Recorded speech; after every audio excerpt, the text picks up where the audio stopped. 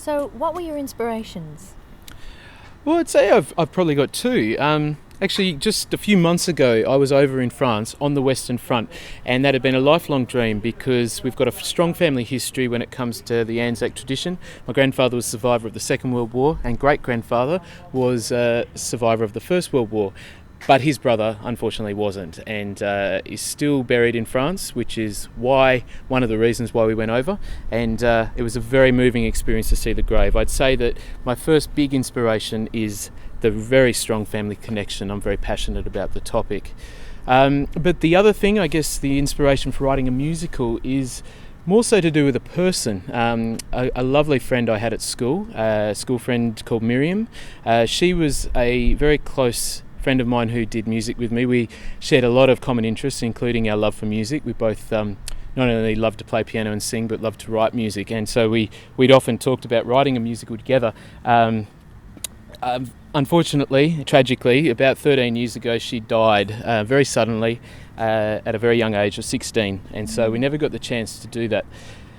I pretty much started writing this show immediately after she died. And 13 years later, I still can't help but feel how much she would love to be here to see it all coming together. So my inspiration for the show is her.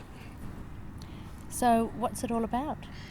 Well, the story, I guess, follows in a general sense the month of July 1916. It was a very big month in the history of the war for all countries, but particularly for Britain and Australia, because the 1st of July was when the Battle of the Somme occurred. That was the day in which Britain reportedly suffered 60,000 casualties in a single day, 20,000 deaths roughly. And less than 3 weeks later, Australia was involved in the Battle of Fromelles, which was actually their very first action that they saw on the Western Front. So a very significant month of history in both Australian and British history. I focused on that month and basically looked at following the lives of individual Australian men and some British troops as well who were caught up in those battles. But the story really isn't about the political movement so much of the war. I think it's more of a look into the characters' lives. I think that's what I've always been fascinated by, the individual stories. And loosely we follow the lives of 4 young Australian boys who are, the typical sort of Aussie diggers that I kind of imagine that they would have been. Well, there's also a big storyline that involves the nurses from Australia, because I think that's an amazing contribution that's often not really remembered, I think, when people think of the war. So we look at the nurses who followed the diggers on their treks through the Western Front.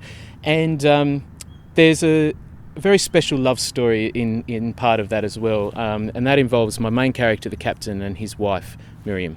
I named the lead a female character after her, and they're separated by distance, but I've managed to bring their storyline into it in a way that I think is quite unique and quite special as well. So, what are your aspirations for the show? I think they've changed over the years, funnily enough, because 13 years ago when I wrote this show, I think all I really wanted to see was to dream that one day we'd see it on the stage. And I was 18 pretty much at the time, and at 21 we saw its first version get on the stage with a group of friends in an amateur production, and it was just wonderful. But I think that's when I realised something very important. This wasn't just my show, it wasn't just my story. I think everybody who came to that show in the audience could relate to it in some way. Most people seem to have some connection with the First World War. That's not just in Australia, that's around the world.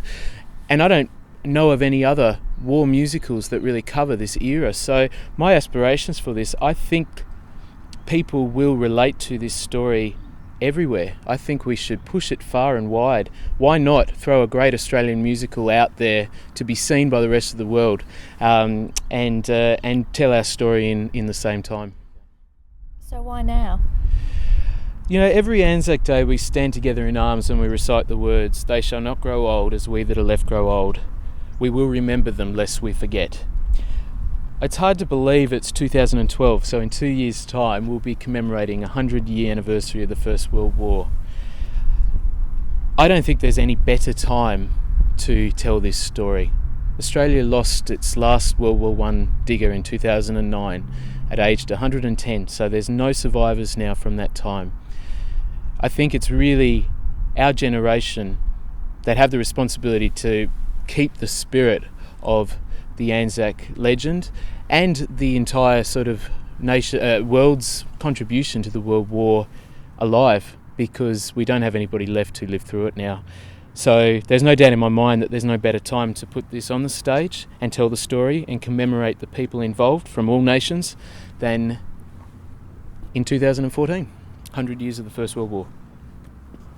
Thank you, Lane. Thank you.